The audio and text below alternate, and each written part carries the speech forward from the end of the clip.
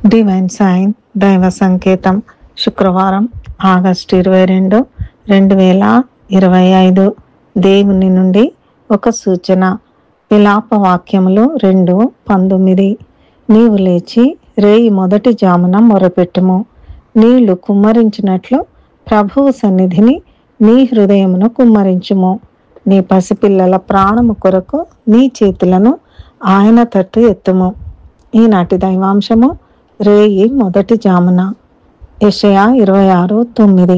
రాత్రి వేళ నా ప్రాణము నిన్ను ఆశించుచున్నది, నాలోనున్న ఆత్మ ఆసక్తితో నిన్ను ఆశ్రయించుచున్నది. మా అమ్మమ్మ కడియం మార్తా అబ్రహాం గారు 1962 డిసెంబర్ 15న మా తాతయ్య గారైన కడియం అబ్రహాం గారు చనిపోయినప్పుడు దాదాపు 43 సంవత్సరముల వయసులో ఉండి ఉంటుంది. వీరికి అప్పుడు 10 మంది సంతానం. వీరంతా 23 సంవత్సరాలు మొదలుకొని 4 సంవత్సరాల వయసు వరకు ఉన్నారు. తాతయ్య చనిపోయినప్పటికీ 3 మాత్రమే వివాహం జరిగింది. మిగిలిన వాళ్ళంతా 17 సంవత్సరములు మొదలుకొని 4 సంవత్సరముల ప్రాయం వరకు ఉన్న యుక్త వయసు మరి పసి వయసు కలిగిన వారు. వారందరి పోషణ, చదువులు, వివాహాల బాధ్యత అంతా అమ్మమ్మ మీద పడింది. అయితే ఆమె ఏమాత్రం ధైర్యం చెడిపోక దేవుని సన్నిధానములో రేయి మొదటి జామున మొరపెట్టేది. నీళ్లు కుమ్మరించినట్లు ప్రభువు సన్నిధిని తన హృదయమును కుమ్మరించి తన పసిపిల్లల ప్రాణము కొరకు తన చేతులను ఆయన తట్టు ఎత్తి ప్రార్థించేది. రాత్రింబవళ్ళు ఆమె కన్నీళ్లు ఆమెకు అన్నపానములైనవి. మనోదుఖము గలదై తన ఆత్మను యెహోవా సన్నిధిని కుమ్మరించుకొని తన పిల్లల నిమిత్తమై భారముతో ప్రార్థించేది.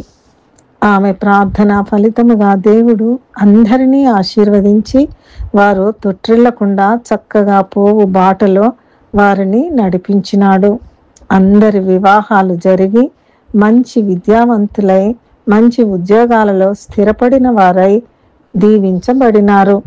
ఆ తర్వాత ఆమె 1989 ఆగస్టు 22న ప్రభువునందు నిద్రించినది.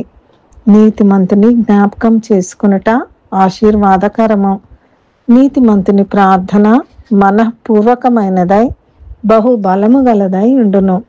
ఈ సందర్భముగా దేవుడు మనతో మాట్లాడుచున్న దైవాంశము ఫిలిప్పి 4:6. దేనిని గూర్చియో చింతపడకుడి గాని ప్రతి విషయములోనూ ప్రార్థన విజ్ఞాపనముల చేత కృతజ్ఞతాపూర్వకముగా మీ విన్నపములు దేవునికి తెలియజేయుడి. దేవుడు మనల దీవించి మన పసిపిల్లల ప్రాణము కొరకు రేయి మొదటి జామున ప్రభువు సన్నిధిని ప్రార్థించుటకు ఆయన తన కృప మనకు దయచేయునుగాక. ప్రార్థన.